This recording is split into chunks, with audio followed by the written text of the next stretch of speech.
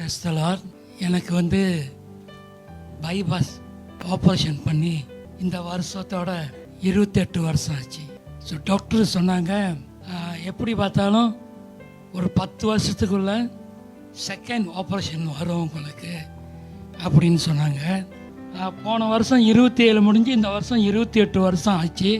Second ஆப்ரேஷனே இல்லை. டாக்டர்கிட்ட போய் செக் பண்ணுறப்ப உங்களோட ஹார்ட் ஃபங்க்ஷன்லாம் எல்லாமே சரியாக இருக்குது. என்னோடய வாழ்க்கையில் பைபிளை பார்த்ததே இல்லை.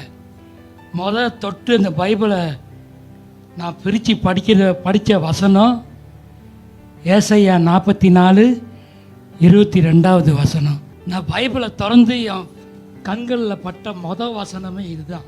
அது எப்படின்னா, டாக்டர் என்னை செக் பண்ணுறப்ப டாக்டர் சொன்னார், தலைமாட்டில் பைபிள் இருக்கிறத பார்த்துட்டு நீங்கள் கிறிஸ்தவரான்னு கேட்டார். நான் ஆமான்னு சொன்னேன்.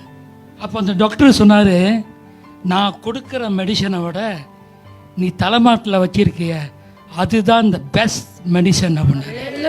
எனக்கு எந்த வசனமும் தெரியாது. எனக்கு ஒரே ஆச்சரியமாகிடுச்சு. இன்ஜினை வெளியே எடுத்துட்டாங்க. வெளியே எடுத்து பைபாஸ் மேஜையில் வச்சு ஆப்ரேஷன் பண்ணி காற்று பம்ப் பண்ணி திருப்பி ஸ்டார்ட் பண்ணி விட்டாங்க. 28 வருஷமாக நிற்காமல் ஓடிக்கிட்டு இருக்கு. அந்த மாதிரி பைபாஸ் ஆப்ரேஷன் பண்ண டாக்டரு நான் தலைமாட்டில் வச்சிருக்கிற பைபிள் தான் அந்த பெஸ்ட் மருந்துன்னு சொன்னார். எல்லா புகழும் கர்த்தருக்கு.